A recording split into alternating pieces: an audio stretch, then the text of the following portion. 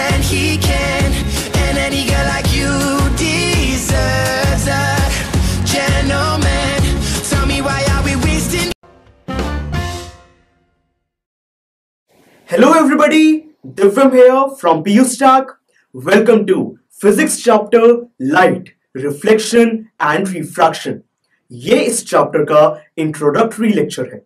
Students, हम अपने आसपास सारी चीजें देख सकते हैं, पर एक डार्क रूम में हम कुछ भी नहीं देख पाते। उस डार्क रूम की एक लाइट ऑन करते ही हमें सब कुछ दिखने लगता है।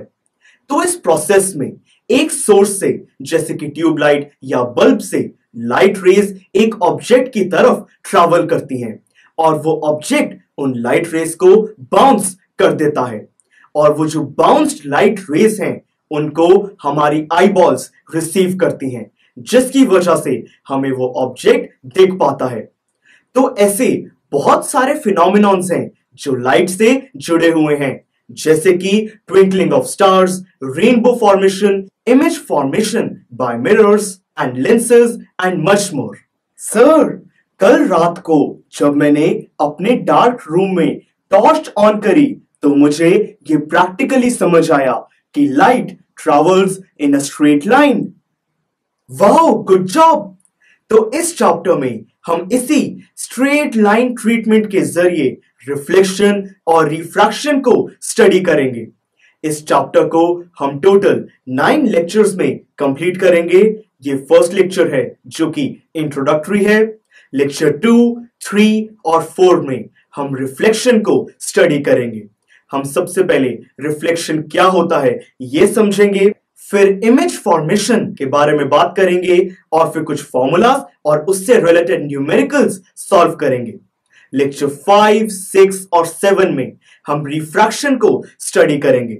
हम पहले पढ़ेंगे कि रिफ्रैक्शन एक्चुअली है क्या, उसमें स्फेरिकल लेंसेज के जरिए इमेज कैसे फॉर्म होती है, उससे रिलेटेड कुछ फॉर्मूलाज और न्यूमेरिकल्स। लेक्चर 8 में हम इस चैप्टर की बैक एक्सरसाइज में जो न्यूमेरिकल्स हैं उनको सॉल्व करेंगे, और फाइनली 9th लेक्चर में हम इस पूरे चैप्टर को एक बार शॉर्ट में रिवाइज करेंगे। So welcome to the series. अगर आपको आने वाले में एक लाइट रे एक ऑब्जेक्ट से बाउंस होती है, उस प्रोसेस को हम रिफ्लेक्शन कहते हैं। रिफ्लेक्शन के 2 लॉज हैं। पहला लॉ कहता है कि angle of incidence angle of reflection के इक्वल होता है। एंगल ऑफ इंसिडेंस वो होता है जो एंगल इंसिडेंट रे और नॉर्मल एक्सिस फॉर्म करता है। रिफ्लेक्टेड एंगल वो होता है जो एंगल रिफ्लेक्टेड रे और नॉर्मल एक्सिस फॉर्म करता है। ये दोनों एंगल्स इक्वल होते हैं। अब इसको एक्सप्लेन करते हुए मैंने एक टर्म यूज की है, वो है नॉर्मल एक्सिस। ये नॉर्मल एक्सिस क्या होता है? देखिए, जिस पॉइंट पे इंसिडेंट रे उस रिफ्लेक्टिंग ऑब्जेक्ट से मीट करती है, अगर हम उस पॉइंट से एक टेंजेंट ड्रॉ करें और उस टेंजेंट पर हम उसी पॉइंट से एक परपेंडिकुलर ड्रॉ करें, तो उस परपेंडिकुलर को हम नॉर्मल एक्सिस कहेंगे। नॉर्मल एक्सिस उस टेंजेंट पर 90 डिग्री एंगल फॉर्म करता है। तो ये था फर्स्ट लॉ। सेकेंड लॉ कहता है कि इंसिडेंट रे, नॉर्मल एक्सिस और रिफ्लेक्टेड रे ये तीनों एक ही प्लेन पे लाई करती हैं। मतलब कि इन तीनों लाइंस के एडजेसेंट एक प्लेन हो सकता है। फॉर एग्जाम्पल, अगर हम एक मिरर की तरफ लेजर लाइट थ्रो करें तो उसकी जो रिफ्लेक्शन है वो उसी प्लेन की एडजेसेंट होगी। ऐसा नहीं है कि उसकी रिफ्लेक्शन कहीं और रूफ पे चली जाए। तो ये थे रिफ्लेक्शन के 2 लॉस। सर, अब प्लेन मिरर्स के बारे में कुछ बताइए ना। प्लेन मिरर एक वर्चुअल और इरेक्ट इमेज फॉर्म करता है। दोस्तों, इमेजेस 2 टाइप की होती हैं, रियल इमेज और वर्चुअल इमेज। रियल इमेज वो होती है जिसमें लाइट रेज एक्चुअली एक पॉइंट पे मीट करती हैं, और जो इमेज जिसको हम एक स्क्रीन पे ऑब्टेन कर सकते हैं। फॉर एग्जाम्पल, जब हम एक सिनेमा हॉल में जाते हैं तब वहां पर हमारे सामने एक स्क्रीन होती है, पीछे एक प्रोजेक्टर से जो लाइट आती है उससे हमें इमेजेस दिख पाती हैं। वो एक रियल इमेज है क्योंकि लाइट की रेज एक्चुअली में एक पॉइंट पे मीट कर रही हैं। अब बात करते हैं वर्चुअल इमेज के बारे में। ये वो होती हैं जिसमें लाइट रेज मीट नहीं करती। हम ऐसा एज्यूम करते हैं कि लाइट रेज मीट कर रही हैं। ऐसी इमेज को हम स्क्रीन पे ऑब्टेन नहीं कर सकते। इसका एग्जाम्पल है प्लेन मिरर। जब आप एक प्लेन मिरर के सामने खड़े होते हैं तो आपकी जो इमेज फॉर्म होती है उसमें लाइट रेज क्यों एक्चुअली में मीट नहीं करती हैं। देखिए, अगर हम उस मिरर के सामने एक स्क्रीन रख दें तो क्या तब भी आपको अपनी इमेज दिखाई देगी? नहीं दिखाई देगी। यानी कि एक वर्चुअल इमेज को हम स्क्रीन पे ऑब्टेन नहीं कर सकते हैं। तो ओवरऑल जो प्लेन मिरर है वो एक वर्चुअल और इरेक्ट इमेज प्रोड्यूस करता है। इरेक्ट का मतलब है सीधी इमेज। एक जो प्लेन मिरर है वो जो इमेज फॉर्म करता है वो ऑब्जेक्ट के साइज के बिल्कुल इक्वल होती है। और तो और ऑब्जेक्ट मिरर के जितना आगे खड़ा होता है, इमेज मिरर के उतनी ही पीछे फॉर्म होती है। सर, और ये लिटरली इन्वर्टेड भी होती है, यानी कि ऑब्जेक्ट का लेफ्ट साइड इमेज का राइट साइड बन जाती है और वाइस वर्सा। करेक्ट। जिन मिरर्स का रिफ्लेक्टिंग सरफेस कर्व्ड होता है उन्हें हम स्फेरिकल मिरर्स कहते हैं। ये दो टाइप के होते हैं, कनकेव मिरर और कन्वेक्स मिरर। कनकेव मिरर्स वो होते हैं जिनका रिफ्लेक्टिंग सरफेस अंदर की तरफ कर्व्ड होता है। फॉर एग्जाम्पल स्पून की जिस साइड से हम खाते हैं वो एक कनकेव मिरर को रिप्रेजेंट करती हैं। कन्वेक्स मिरर वो होता है जिसका रिफ्लेक्टिंग सरफेस बाहर की तरफ पॉइंटेड होता है, यानी कि बाहर की तरफ वो मिरर कर्व्ड होता है। इसका एग्जाम्पल है स्पून की उल्टी साइड, वो एक कन्वेक्स मिरर को रिप्रेजेंट करती है। Yes sir. और एक मिरर के रिफ्लेक्टिंग सरफेस के ऑपोजिट जो सरफेस होता है वो शेडेड होता है, उससे लाइट रिफ्लेक्ट नहीं करती। राइट। अब इससे पहले कि हम इमेज फॉर्मेशन की तरफ बढ़ें, कुछ टर्म्स हैं जिनको समझना बहुत जरूरी है। आइए इनको वन बाय वन स्टडी करते हैं। देखिए, ये जो स्फेरिकल मिरर है इसका जो सेंटर होगा वो रेड डॉट, वो एक पोल है, उसको हम रिप्रेजेंट करते हैं कैपिटल P से। अब अगर इसी स्फेरिकल मिरर को हम कंप्लीट करके एक सर्कल फॉर्म करेंगे तो इस सर्कल का जो सेंटर है उसे हम सेंटर ऑफ कर्वेचर कहते हैं। इसे हम रिप्रेजेंट करते हैं एक कैपिटल C से।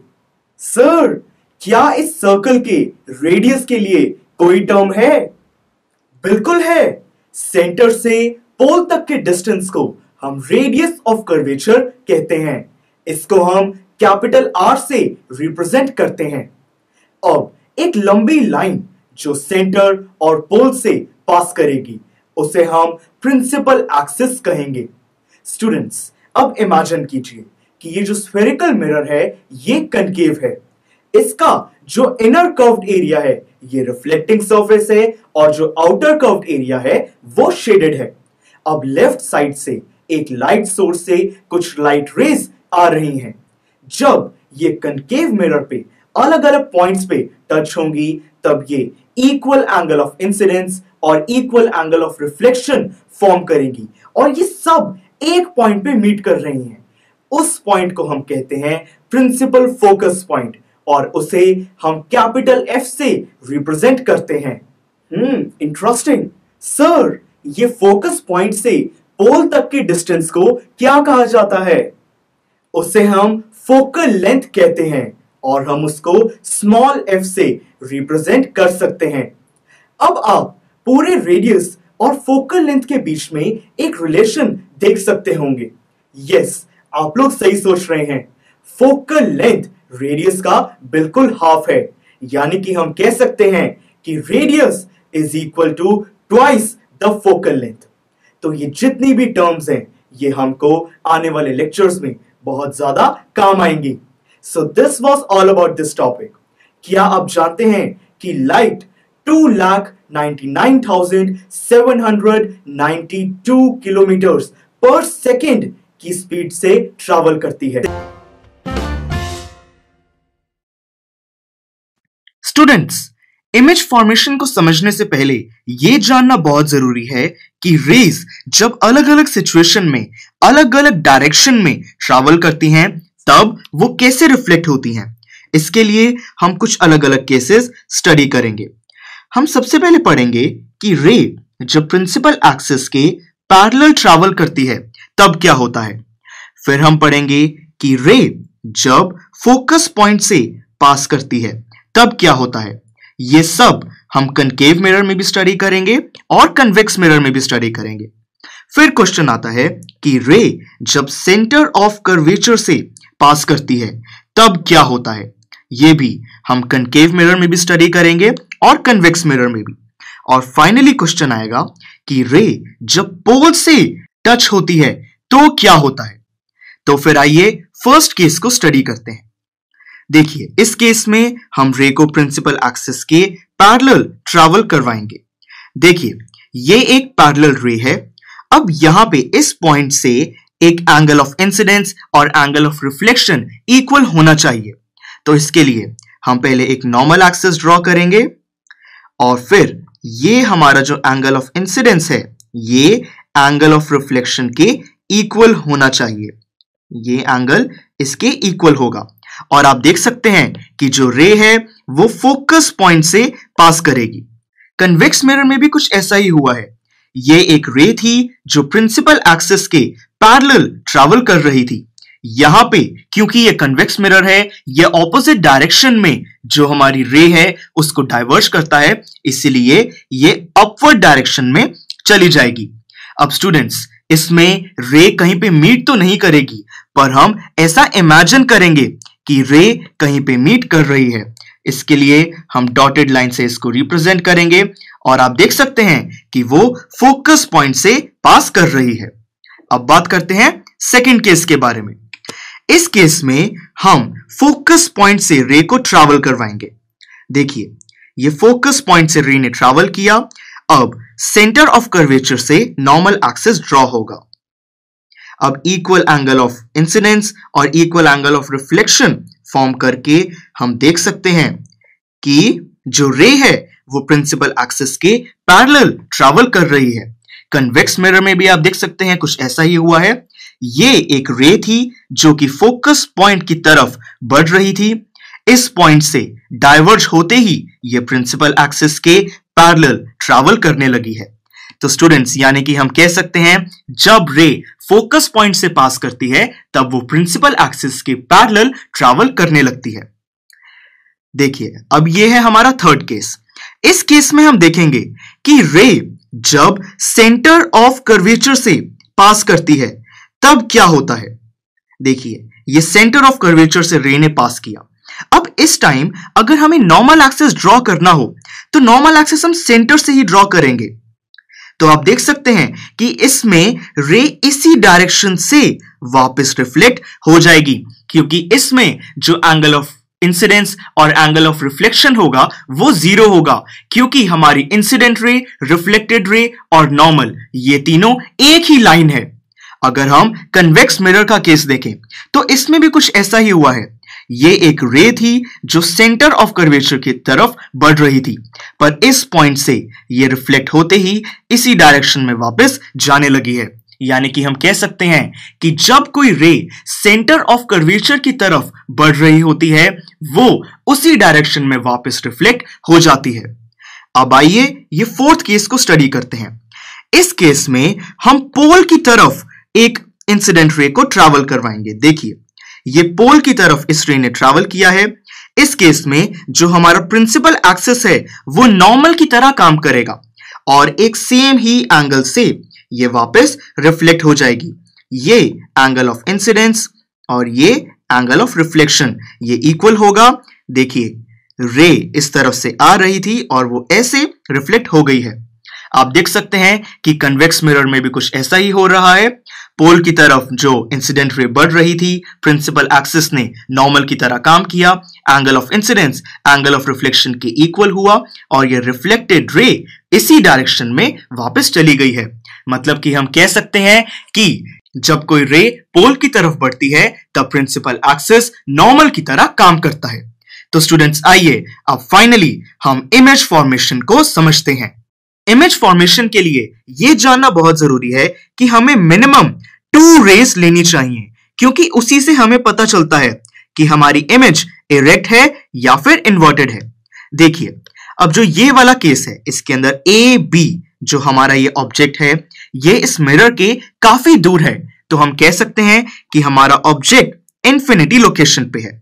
हम एक रे प्रिंसिपल एक्सिस के पैरेलल ट्रैवल करवाते हैं और दूसरी रे भी हम प्रिंसिपल एक्सिस के पैरेलल ट्रैवल करवाते हैं। अब देखिए, ये दोनों रेज जैसा कि हमने पढ़ा था फोकस से पास करेंगी। देखिए, फोकस पॉइंट से इसने भी पास किया और इसने भी पास किया, तो हम कह सकते हैं कि जो इमेज है वो फोकस पॉइंट पे फॉर्म होगी। तो आइए अब ये टेबल हम फिल करते हैं जो नीचे है। पोजीशन ऑफ ऑब्जेक्ट ये था हमारा इंफिनिटी पॉइंट पे। पोजीशन ऑफ इमेज ये हमने बनाई है फोकस पॉइंट पे। साइज ऑफ इमेज, देखिए स्टूडेंट्स, इमेज हमें एग्जैक्टली दिख भी नहीं रही है, ये इतनी छोटी है, तो हम कह सकते हैं कि इसका जो साइज है वो पॉइंट साइज है, यानी कि बहुत छोटा है। नेचर ऑफ इमेज, देखिए, जब 2 रेज मीट करती हैं तब रियल इमेज फॉर्म होती है और ये इमेज साथ में इन्वर्टेड भी होगी। इन्वर्टेड क्यों होगी ये आपको अभी समझ नहीं आएगा, ये हम जब नेक्स्ट केस समझेंगे आपको तब ये पता चल जाएगा। क्योंकि वैसे मैं बता देता हूं कि जो कनकेव मिरर होता है उसमें जनरली जब रेज मीट करती हैं तब एक इन्वर्टेड इमेज ही फॉर्म होती है। तो आइए अब सेकंड केस को स्टडी करते हैं।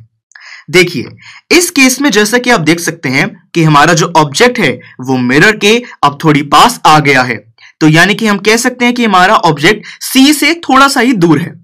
तो एक रे हम लेते हैं प्रिंसिपल एक्सिस के बिल्कुल पैरेलल, जो कि फोकस पॉइंट से ट्रैवल करेगी।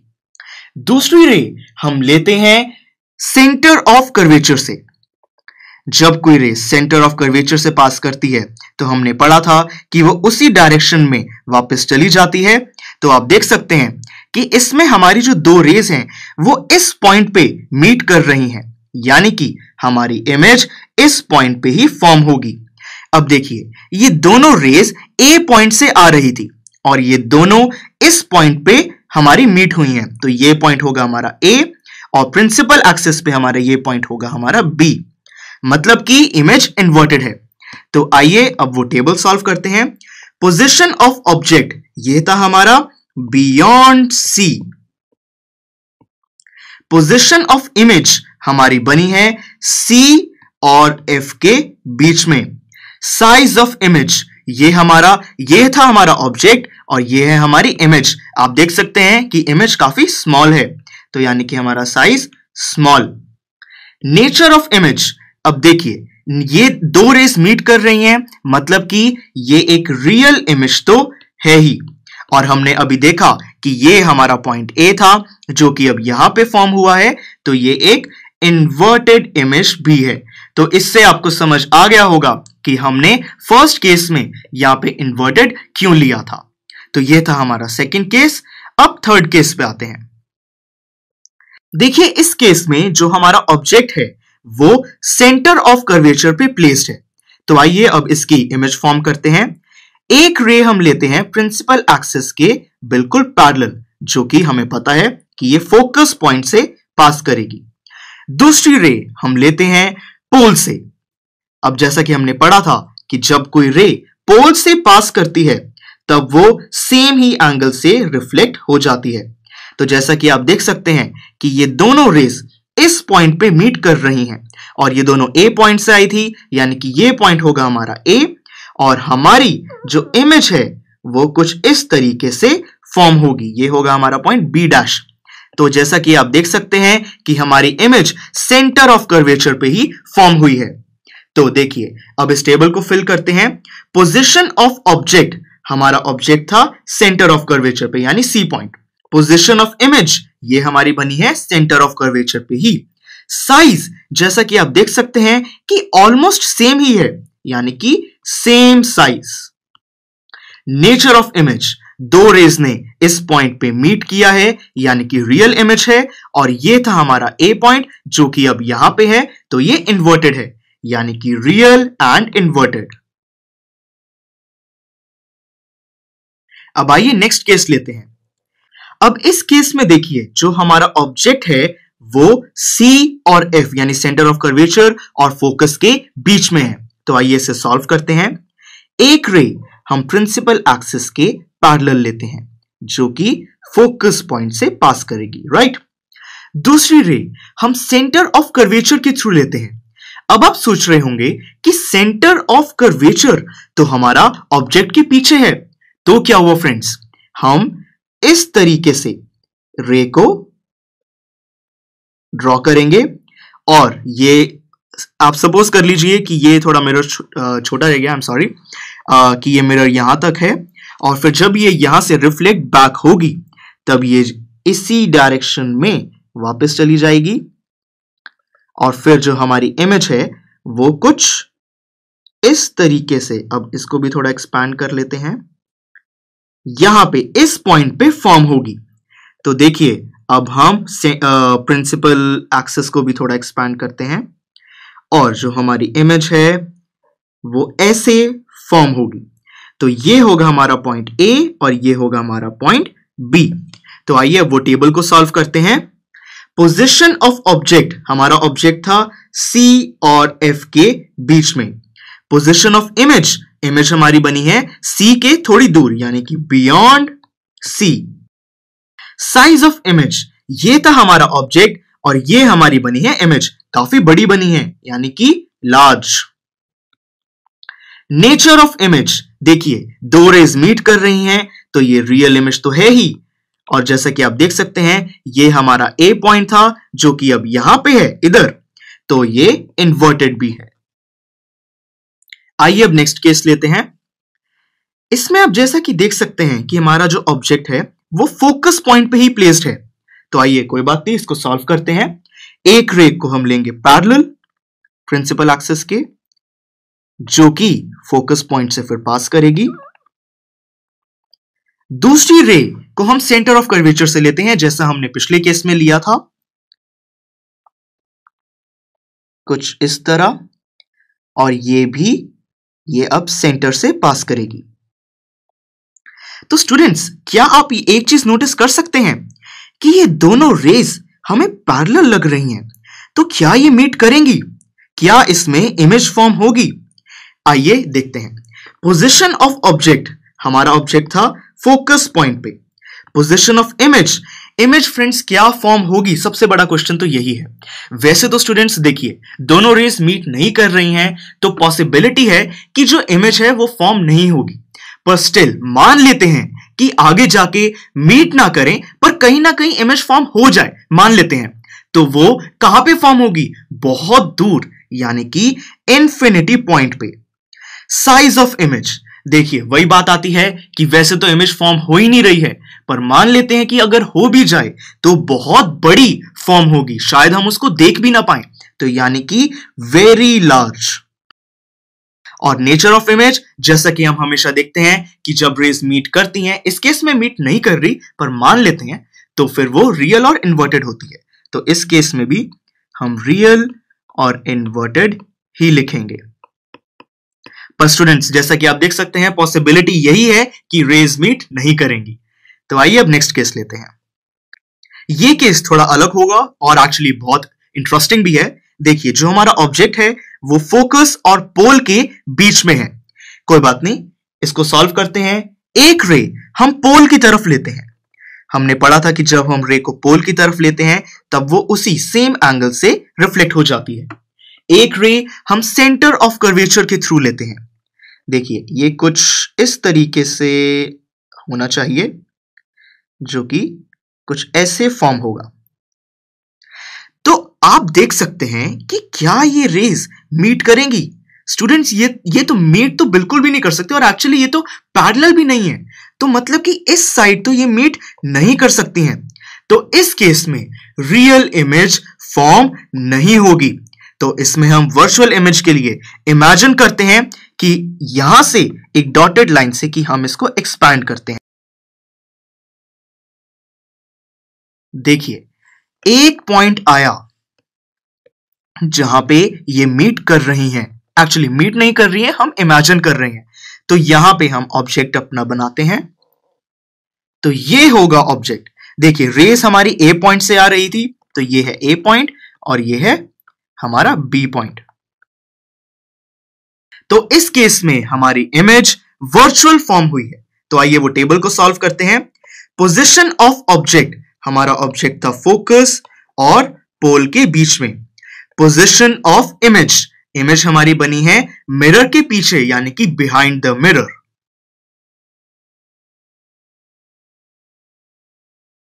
साइज ऑफ इमेज देख सकते हैं, ये था हमारा ऑब्जेक्ट और ये है हमारी इमेज। इमेज काफी बड़ी है यानी कि very large. Nature of image, देखिए इस बार ये रियल इमेज नहीं है, ये एक वर्चुअल इमेज है यानी कि वर्चुअल। एंड इस बार ये इन्वर्टेड भी नहीं है, ये इरेक्ट है एंड इरेक्ट। तो स्टूडेंट्स हमने ये टोटल 6 केसेस स्टडी किए हैं। एक बार इनको फटाफट रिवाइज करते हैं। ये देखिए, ये जो फर्स्ट केस है इसमें एक इंफिनिटी पॉइंट से हमारी रेस आ रही थी जो कि फोकस पॉइंट पे इन्होंने मीट किया है। ये सेकंड केस, इसमें हमारा जो ऑब्जेक्ट था वो बियॉन्ड सी था और जो इमेज बनी है वो इन्वर्टेड है, रियल है और सी और एफ के बीच में है।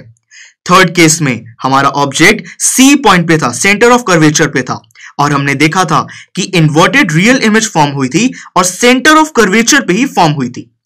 फोर्थ केस में हमने ये देखा था कि हमारा जो ऑब्जेक्ट था वो सेंटर ऑफ कर्वेचर और फोकस के बीच में था और जो इमेज है वो बियॉन्ड सी इन्वर्टेड फॉर्म हुई थी।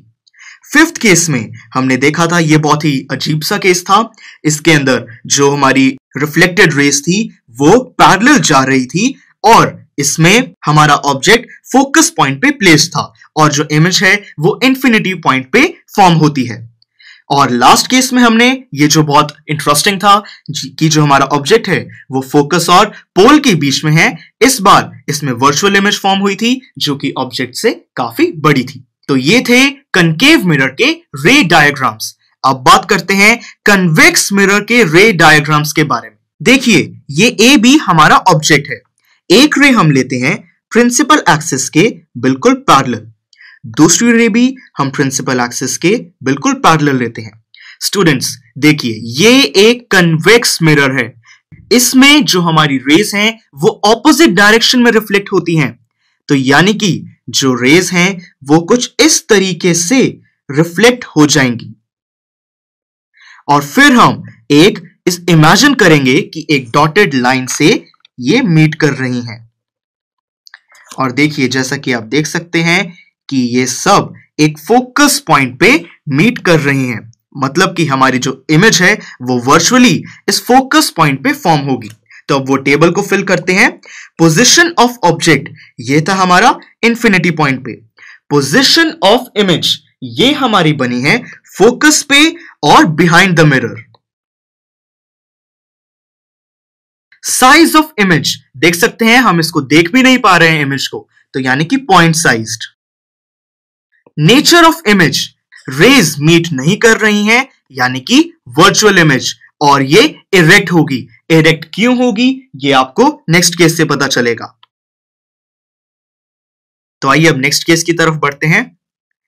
अब इस केस में देखिए हमारा ऑब्जेक्ट यहां पे है। एक रे हम लेते हैं प्रिंसिपल एक्सिस के बिल्कुल पैरेलल जो कि कुछ इस तरीके से रिफ्लेक्ट हो जाएगी। दूसरी रे हम लेते हैं सेंटर ऑफ कर्वेचर के थ्रू जो कि कुछ इस तरीके से होगी। देखिए सेंटर ऑफ कर्वेचर के थ्रू वापस ऐसे रिफ्लेक्ट हो जाएगी और ये ऊपर की तरफ। अब हम इमेजिन करेंगे कि ये कहीं पे मीट कर रही हैं, तो हम एक डॉट लाइन बनाएंगे।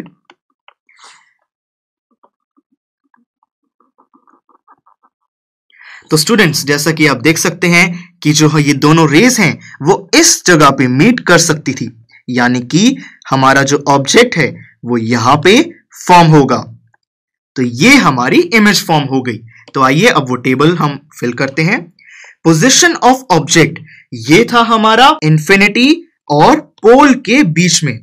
पोजीशन ऑफ इमेज, ये हमारी फॉर्म हुई है पोल और फोकस पॉइंट के बीच में और साथ में behind the mirror. Size of image आप देख सकते हैं कि ये था हमारा ऑब्जेक्ट और ये हमारी इमेज फॉर्म हुई है, यानी कि स्मॉल है। नेचर ऑफ इमेज आप देख सकते हैं कि ये वर्चुअल इमेज है और इरेक्ट भी है, यानी कि वर्चुअल एंड इरेक्ट। अब दोस्तों हम कन्वेक्स मिरर में अपने ऑब्जेक्ट को कहीं पे भी प्लेस कर लें। सपोज हमने ऑब्जेक्ट को यहां पे प्लेस किया, देखिए अब एक रे हम पैरेलल लेंगे जो कि कुछ इस तरीके से रिफ्लेक्ट होगी, एक रे हम सेंटर ऑफ कर्वेचर के थ्रू लेंगे जो कि वापस चली जाएगी, फिर हम वैसे ही डॉटेड लाइन से इसको रिप्रेजेंट करेंगे और इन द एंड हमारी पोल और फोकस के बीच में ही कोई हमारा ऑब्जेक्ट फॉर्म होगा। तो इन शॉर्ट हम अपने ऑब्जेक्ट को कहीं पे भी रख लें, हमारा जो इमेज है वो वर्चुअली और सीधी पोल और फोकस के बीच में ही फॉर्म होगी। तो ये थे कन्वेक्स मिरर के रे डायग्राम्स। तो इस लेक्चर में हमने कनकेव मिरर और कन्वेक्स मिरर में अलग अलग पोजीशंस में ऑब्जेक्ट को प्लेस करके उसकी इमेजेस फॉर्म की हैं। I hope everything was clear to you students. अब हम इनके यूजेस के बारे में बात करते हैं। कनकेव मिरर को टॉर्चेस और हेडलाइट्स में यूज किया जाता है क्योंकि दोनों में ही हमें ऐसी रिफ्लेक्टेड रे चाहिए जो इंफिनिटी पॉइंट तक ट्रैवल करे। इसीलिए हम लाइट सोर्स को फोकस पॉइंट पे प्लेस करते हैं। हम डेंटिस्ट मिरर्स और शेविंग मिरर्स में भी कनकेव मिरर को ही यूज करते हैं क्योंकि उसमें हमें इरेक्ट और एनलार्ज्ड इमेज चाहिए, और जो कनकेव मिरर है अगर हम उसमें एक सोर्स को फोकस पॉइंट और पोल के बीच में रखें तो हमें एनलार्ज्ड और इरेक्ट इमेज मिल जाती है। कन्वेक्स मिरर की बात करें तो इसको व्हीकल्स के रियर व्यू मिरर्स में यूज किया जाता है क्योंकि ये स्मॉल, इरेक्ट और वाइड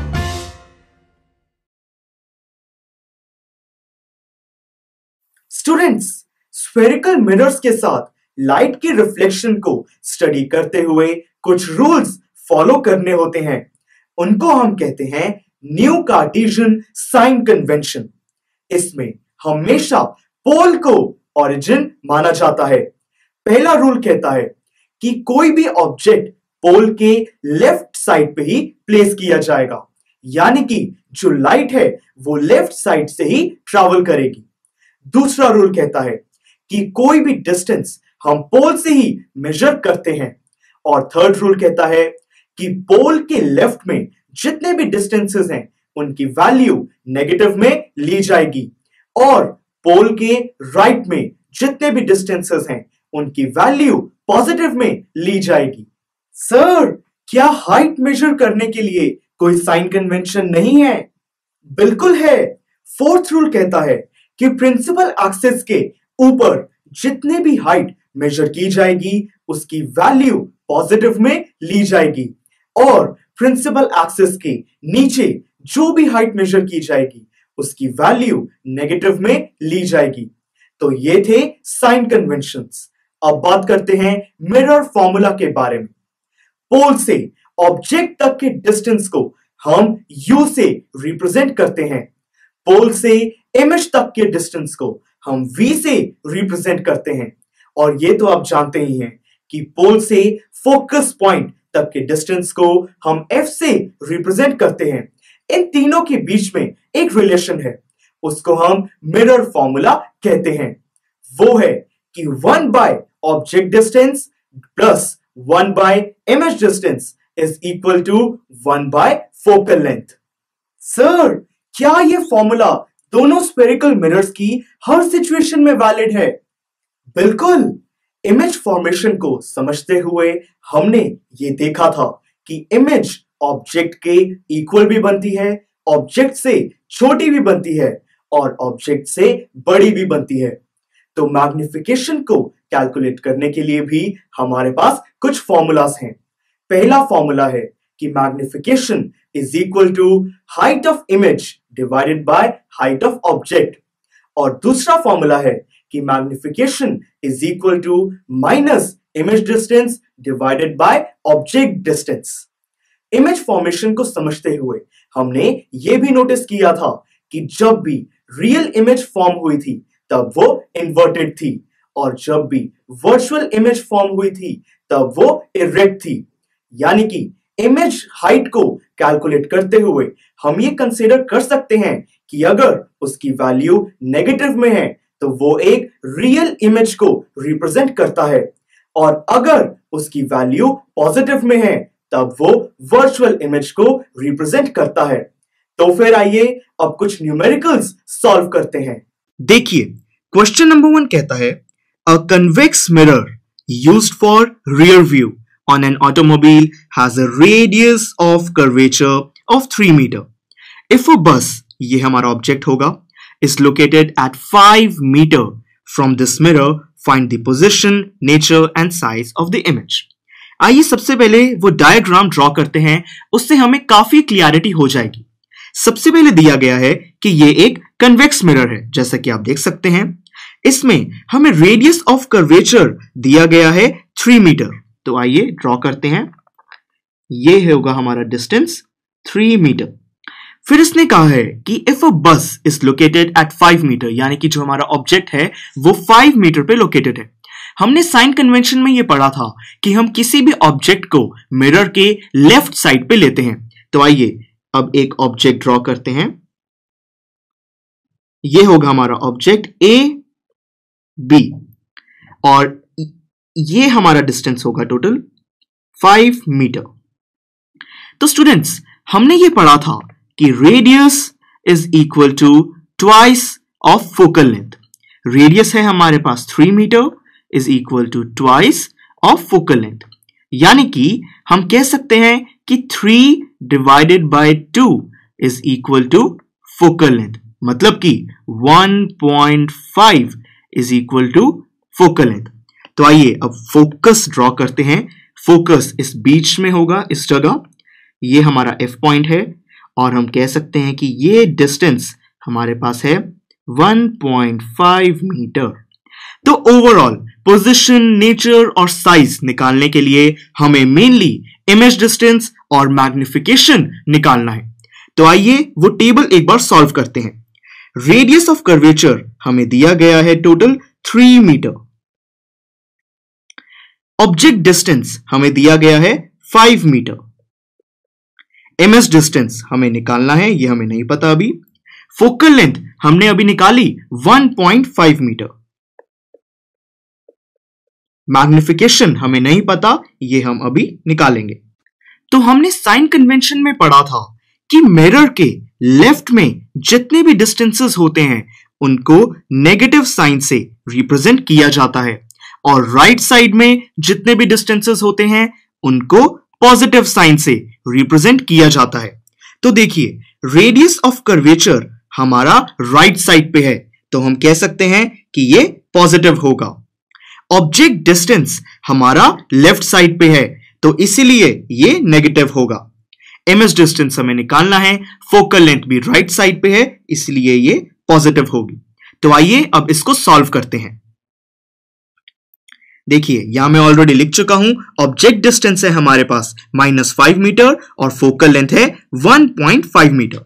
तो स्टूडेंट्स, मिरर फॉर्मूला होता है 1 by image distance plus 1 by object distance is equal to 1 by focal length. आइए इसमें अब वैल्यूज पुट करते हैं। 1 बाय इमेज डिस्टेंस हमें निकालना है, प्लस 1 बाय ऑब्जेक्ट डिस्टेंस हमें दिया गया है -5 metre is equal to 1 by focal length, यानी कि 1 by 1.5 metre.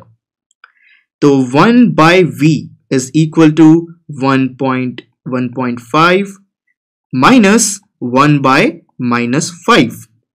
1 by v is equal to 1 by 1.5। अब स्टूडेंट्स देखिए, आपने मैथमेटिक्स में ये पढ़ा होगा कि माइनस और माइनस से प्लस बनता है, तो हम यहां पे प्लस साइन लगा सकते हैं क्योंकि यहां पे 2 बार माइनस साइन दिया गया है। तो प्लस 1 बाय 5। अब आगे सॉल्व करते हैं।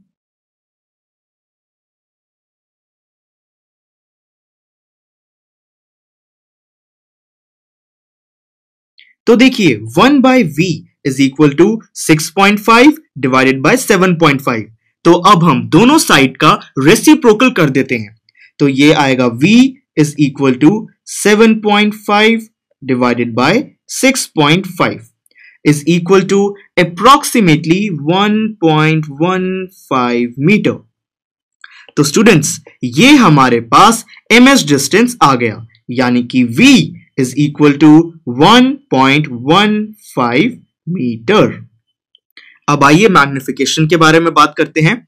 हमें ये फॉर्मूला दिया गया है, हमने पढ़ा भी था कि magnification is equal to minus v divided by u।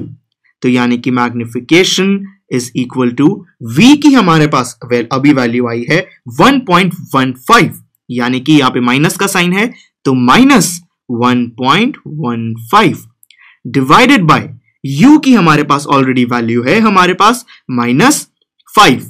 तो देखिए, हमने ये मैथमेटिक्स में आपने पढ़ा होगा कि माइनस से माइनस यहां से कट हो जाता है, तो is equal to 1.15 divided by 5, ये होगा इक्वल टू 0.23, यानी कि अब हमारे पास अपनी मैग्निफिकेशन भी आ गई है, वो है 0.23। तो आइए अब उस क्वेश्चन की तरफ बढ़ते हैं। हमें क्या कहा गया था कि हमें पोजीशन निकालनी है, नेचर निकालना है और साइज बताना है। तो आइए एक बार ये रे डायग्राम भी सॉल्व कर लेते हैं। इस ए पॉइंट से एक रे जाएगी सीधी, जो कि फोकस के थ्रू कुछ इस तरीके से पास हो जाएगी। एक रे हम लेते हैं सेंटर ऑफ कर्वेचर के थ्रू, जो कि कुछ इस तरीके से होगी। अब देखिए, ये दोनों रेज वापस डिफ्लेक्ट हो जाएंगी, तो इसलिए हम कह सकते हैं कि रियल इमेज तो फॉर्म नहीं हो सकती है। तो अब हम डॉटेड लाइन से भी अगर इनको रिप्रेजेंट करेंगे तो ये कुछ इस तरीके से होंगी। तो यानी कि जैसा कि आप देख सकते हैं कि हमारी जो इमेज है वो ऐसे फॉर्म होगी। तो स्टूडेंट्स, मतलब कि नेचर की बात करें तो ये एक वर्चुअल और इरेक्ट इमेज होगी। साइज हम ऑलरेडी निकाल चुके हैं कि ये 0.23 फैक्टर से स्मॉल होगी, और पोजीशन की बात करें तो हमने ये भी देख लिया है कि ये पोल और रेडियस के बीच में होगी, मिरर के ऑपोजिट साइड होगी, और ये इसकी जो इमेज डिस्टेंस है ये भी 1.15 मीटर होगा। तो स्टूडेंट्स, ये हमारा न्यूमेरिकल नंबर 1 सॉल्व हो गया है। अब सेकेंड न्यूमेरिकल की बात करते हैं। देखिए, ये कहता है कि एक ऑब्जेक्ट है जो 4 सेंटीमीटर साइज का है, वो 25 सेंटीमीटर कनकेव मिरर के आगे प्लेस्ड है, जिसकी फोकल लेंथ है 15 सेंटीमीटर। हमें इमेज डिस्टेंस, नेचर और साइज निकालना है। तो फिर आइए वो सबसे पहले डायग्राम ड्रॉ करते हैं। इसने कहा है कि फोकल लेंथ है हमारे पास 15 सेंटीमीटर और ये कनकेव मिरर है। तो आप देख सकते हैं कि ये हमारे पास कनकेव मिरर है, इसकी फोकल लेंथ हम लेंगे 15 सेंटीमीटर। तो हम कह सकते हैं कि टोटल रेडियस हमारे पास होगा 30 सेंटीमीटर, क्योंकि हमने पढ़ा था कि radius is equal to twice of focal length. अब ये कहता है कि जो हमारा ऑब्जेक्ट है वो 25 सेंटीमीटर पे प्लेस्ड है। साइन कन्वेंशन में हमने पढ़ा था कि ऑब्जेक्ट को मिरर के लेफ्ट साइड पे हम ड्रॉ करते हैं। तो 25 सेंटीमीटर, ये टोटल डिस्टेंस हमारे पास 30 सेंटीमीटर था। तो मतलब कि हमारा जो ऑब्जेक्ट है वो C और F के बीच में होना चाहिए। तो हम कुछ इस जगह ड्रॉ कर देते हैं।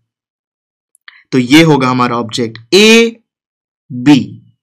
इसने हमें साथ में जो हमारा ऑब्जेक्ट है उसकी हाइट भी दी है, वो है 4 सेंटीमीटर। मतलब कि ये डिस्टेंस हमारा होगा 4 सेंटीमीटर। तो आइए अब पहले वो टेबल सॉल्व करते हैं। हाइट ऑफ ऑब्जेक्ट हमें दी गई है 4 सेंटीमीटर। ऑब्जेक्ट डिस्टेंस हमें दिया गया है 25 centimetre. Focal length 15 centimetre. Image distance ये हमें निकालना है, हमें ये नहीं पता, और हाइट ऑफ इमेज ये भी हमें निकालनी है। तो आइए अब साइन कन्वेंशन की बात करते हैं। हाइट ऑफ ऑब्जेक्ट हमने देखा था कि प्रिंसिपल एक्सिस के ऊपर जो भी ऑब्जेक्ट होगा उसकी वैल्यू पॉजिटिव में ली जाएगी, यानी कि हाइट ऑफ ऑब्जेक्ट हमारी पॉजिटिव ही रहेगी। अब आता है ऑब्जेक्ट डिस्टेंस। हमने पढ़ा था कि मिरर के लेफ्ट साइड पे जो भी ऑब्जेक्ट होगा उसकी वैल्यू नेगेटिव में ली जाएगी, यानी कि -25 सेंटीमीटर। फोकल लेंथ भी हमारी लेफ्ट साइड पे है, इसीलिए -15 सेंटीमीटर। इमेज डिस्टेंस और हाइट ऑफ इमेज ये हमें अभी निकालनी है, तो इसमें भी हम पहले मिरर फॉर्मूला यूज करेंगे और फिर मैग्निफिकेशन फॉर्मूला यूज करेंगे। इस बार मैग्निफिकेशन फॉर्मूला हमें यूज करना है height of image divided by height of object वाला, क्योंकि हमें हाइट ऑफ इमेज फाइंड करनी है। तो स्टूडेंट्स, ये वाला न्यूमेरिकल आप खुद सॉल्व कीजिए, मैं इसका आपको आंसर बता देता हूं। इसमें जो इमेज डिस्टेंस है वो आएगा -37 सेंटीमीटर और इमेज की हाइट आएगी -6 सेंटीमीटर। तो इसको जरूर सॉल्व कीजिए। स्टूडेंट्स, वैसे तो लाइट ट्रांसपेरेंट मीडियम में स्ट्रेट लाइन में ट्रैवल करती है, पर अगर ये एक मीडियम से दूसरे मीडियम में ट्रैवल कर रही है, क्या तब भी वो स्ट्रेट लाइन में ट्रैवल करेगी? आइए इसे डे टू डे एक्सपीरियंसेस से समझते हैं। आपने ये कभी कभार नोटिस किया होगा कि टैंक के बॉटम में जो पानी होता है वो थोड़ा रेज्ड लगता है। अगर किसी प्रिंटेड मटेरियल के ऊपर हम ग्लास स्लैब रखते हैं तब वो उसके जो लेटर्स हैं वो रेज्ड लगते हैं।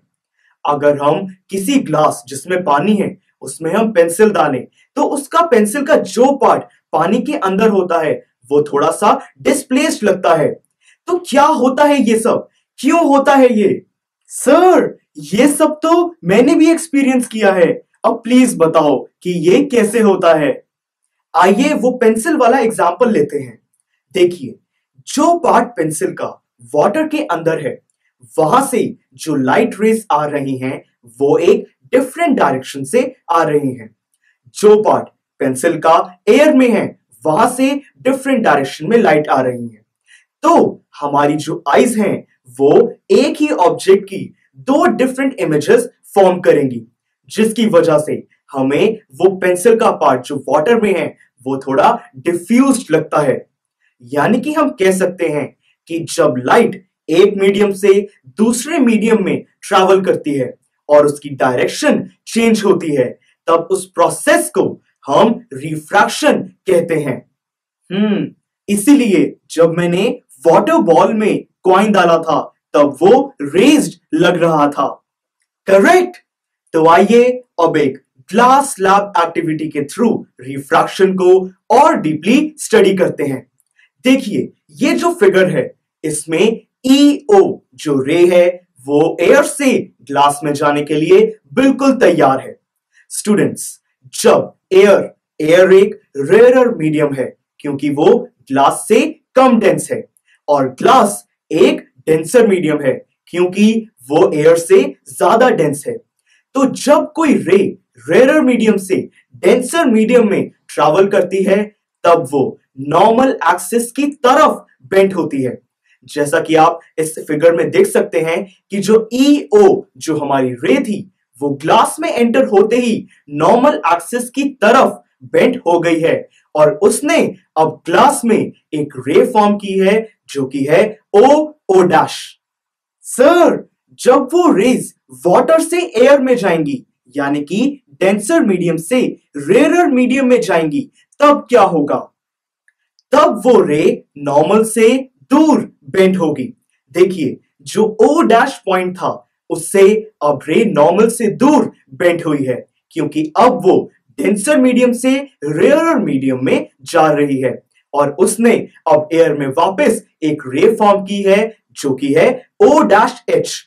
तो अब आप देख सकते हैं कि EP जो रे है हमारी और जो O' रे है हमारी, ये दोनों पैरेलल हैं। इसका रीजन ये है क्योंकि जो हमारी लाइट की रे है वो पहले एयर से वाटर में आई और फिर वाटर से वापस एयर में गई है, यानी कि जो एंगल ऑफ डेविएशन था वो हमारा इक्वल होगा क्योंकि एयर की डेंसिटी दोनों तरफ सेम है। सर, क्या रिफ्रैक्शन के भी लॉज हैं? बिल्कुल, इसके भी दो लॉज हैं। पहला लॉ ये है कि इंसिडेंट रे, रिफ्रैक्टेड रे और नॉर्मल ये तीनों एक ही प्लेन पे लाई करते हैं, जैसा कि आप इस इमेज में भी देख सकते हैं। दूसरा लॉ कहता है कि एंगल ऑफ इंसिडेंस और एंगल ऑफ रिफ्रैक्शन का जो रेशो है वो एक कांस्टेंट होता है, यानी कि वो एक फिक्स्ड वैल्यू होती है। और इस कांस्टेंट को हम refractive index of second medium with respect to first medium भी कहते हैं, क्योंकि जो लाइट की रे है वो सेकंड मीडियम में जा रही है। सर, मैंने सुना है कि लाइट सबसे फास्ट वैक्यूम में ट्रैवल करती है, फिर एयर में, फिर ग्लास और वाटर में। सही सुना है। तो अब इस फिगर को देखिए। इसमें जो रिफ्रैक्टिव इंडेक्स है उसको हम स्मॉल n से रिप्रेजेंट करते हैं, जैसा कि आप देख सकते हैं कि उसके आगे 21 लिखा हुआ है। ये कोई 21 नहीं है। 21 का मतलब है कि ये जो रिफ्रैक्टिव इंडेक्स है वो है second medium with respect to first medium का। इसका एक और फॉर्मूला है, वो है V1 divided by V2। V1 medium 1 में लाइट की स्पीड है और V2 मीडियम 2 में लाइट की स्पीड है। I hope it is clear to you. Sir, अगर हमें refractive index medium 1 with respect to medium 2 निकालना हो तब क्या होगा? तो हम n के आगे 2 1 नहीं बल्कि 1 2 लिखेंगे, क्योंकि वो refractive index first medium with respect to second medium का होगा और उसमें हमारा फॉर्मूला होगा V2 divided by V1। So this was all about this lecture. Now I have a question for you. मैं एक स्टेटमेंट देता हूं, आप बताना कि उसका क्या मतलब है। Refractive index of diamond is equal to 2.42। क्या स्टूडेंट्स, एक ट्रांसपेरेंट ऑब्जेक्ट जिसके दो सरफेस हैं और जिसमें से मिनिमम एक स्फेरिकल है उसे हम लेंस कहते हैं। इस चैप्टर में हम दो टाइप के लेंसेस को स्टडी करेंगे, वो है कन्वेक्स लेंस और कनकेव लेंस। कन्वेक्स लेंस की बात करें तो ये वो होता है जो दो कन्वेक्स मिरर से मिलकर बना है। ये बल्ज्ड आउट होता है। मिडल से बात करें तो बीच से ये थिक होता है, पर एजेस से ये थिन होता है। स्टूडेंट्स, ये रेस को कन्वर्ज करता है, यानी कि मीट करवाता है, और इसे हम कन्वर्जिंग लेंस भी कहते हैं। यस सर, मेरे पास जो मैग्नीफाइंग ग्लास है वो कन्वेक्स लेंस ही है। That's right. इसी तरह जो लेंस दो कनकेव मिरर से मिलकर बनता है उसे हम कनकेव लेंस कहते हैं। ये मिडल से थिन होता है और एजेस से थिक होता है। ये रेस को प्रिंसिपल एक्सिस के दूर रिफ्रैक्ट करता है, यानी कि उनको डाइवर्ज कर देता है। इसलिए इस लेंस को हम डाइवर्जिंग लेंस भी कहते हैं। अब देखिए, ये जो फिगर है इसमें जो एक लंबी लाइन है वो प्रिंसिपल एक्सिस है। इसके दो सेंटर ऑफ कर्वेचर होंगे, C1 और C2। क्या आप इसके पीछे रीजन बता सकते हैं? सर, लेंस में दो मिरर्स होते हैं, इसीलिए दो स्फीयर्स फॉर्म होंगे, इसीलिए दो सेंटर ऑफ कर्वेचर तो होंगे ही। करेक्ट। लेंस के सेंटर को हम ऑप्टिकल सेंटर कहते हैं, और जैसा कि आप देख सकते हैं ये है हमारा F1 पॉइंट, यानी कि फोकस पॉइंट, और ये है F2 पॉइंट। ये केस है कन्वेक्स लेंस का। कनकेव लेंस में सिर्फ एक ही फोकस पॉइंट होता है, ये F1 पॉइंट। तो स्टूडेंट्स, इसका रीजन ये है कि जो कनकेव लेंस है वो रेस को डाइवर्ज करता है। F2 पॉइंट अगर हम लेंगे भी तो उस पे रेस कभी मीट नहीं करेंगी, इसीलिए इसका सिर्फ एक ही प्रिंसिपल फोकस पॉइंट होता है। ऑप्टिकल सेंटर से फोकस तक के डिस्टेंस को हम फोकल लेंथ कहते हैं। तो फिर आइए अब स्फेरिकल लेंसेज के रे डायग्राम्स के थ्रू रिफ्रैक्शन को समझते हैं। स्टूडेंट्स, स्फेरिकल लेंसेज में इमेज फॉर्मेशन को समझने से पहले कुछ रूल्स हैं जिनको जानना बहुत जरूरी है। सबसे पहले पढ़ते हैं कि हम कौन कौन से रूल्स को स्टडी करेंगे। हम सबसे पहले देखेंगे कि जब प्रिंसिपल एक्सिस के पैरेलल कोई रे ट्रैवल करती है तब क्या होता है।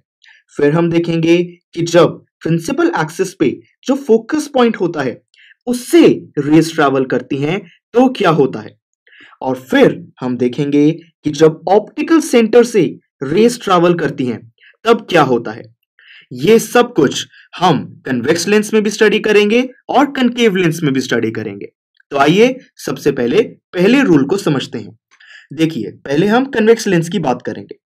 एक रे है जो प्रिंसिपल एक्सिस के बिल्कुल पैरेलल आ रही है। अब देखिए, ये इस पॉइंट से रिफ्रैक्ट होगी और F2 यानी कि फोकस पॉइंट से पास करेगी। ये हमारा फर्स्ट रूल है। कनकेव लेंस में भी कुछ ऐसा ही हो रहा है।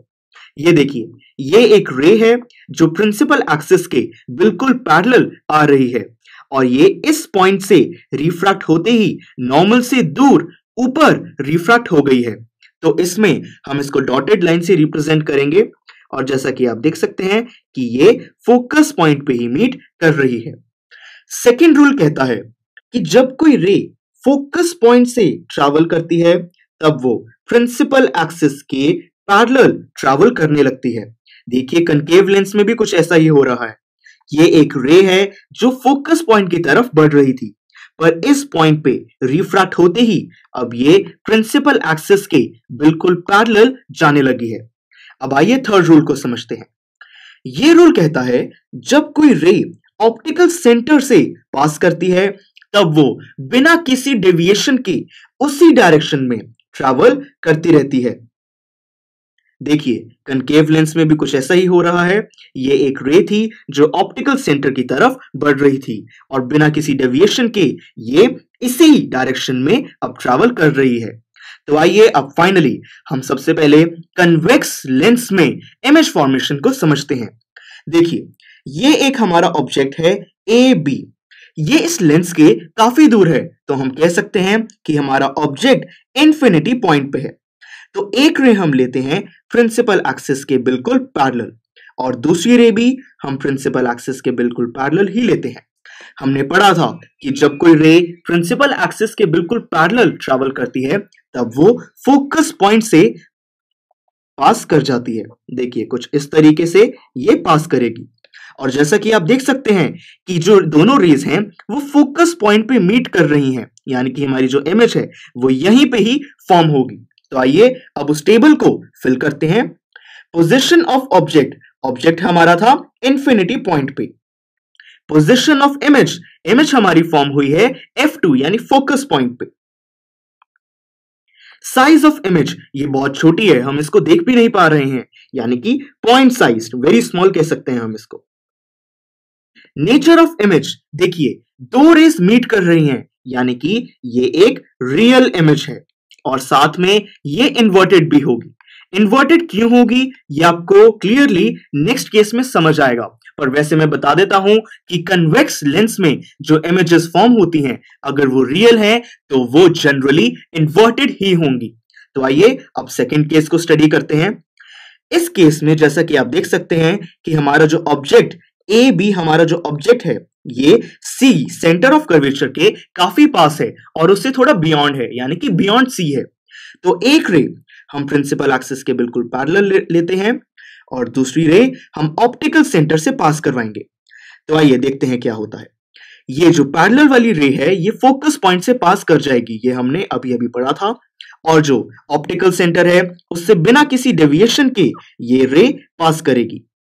और स्टूडेंट्स, जैसा कि आप देख सकते हैं ये दोनों रेज हमारी इस पॉइंट पे मीट कर रही हैं, यानी कि हमारी इमेज कुछ ऐसे फॉर्म होगी। ये दोनों जो रेज थी ये हमारी A पॉइंट से आई हैं, यानी कि ये वाला जो पॉइंट है मीटिंग पॉइंट ये हमारा A होगा और प्रिंसिपल एक्सिस पे जो पॉइंट है ये होगा हमारा B, यानी कि इन्वर्टेड इमेज फॉर्म हुई है। तो आइए अब वो टेबल फिल करते हैं। पोजीशन ऑफ ऑब्जेक्ट, ये था हमारा beyond C। Position of image हमारी फॉर्म हुई है F2 और C2 के बीच में, यानी कि between focus point and centre of curvature. Size of image, आप देख सकते हैं कि ये जो हमारा ऑब्जेक्ट है और ये हमारी इमेज है, इमेज थोड़ी सी ही स्मॉल है, यानी कि स्मॉल। नेचर ऑफ इमेज, दो रेज मीट कर रही हैं, यानी कि ये एक रियल इमेज है और हमने अभी अभी पढ़ा कि ये था हमारा A पॉइंट जो कि अब यहां पे फॉर्म हुआ है, यानी कि ये एक इन्वर्टेड इमेज है।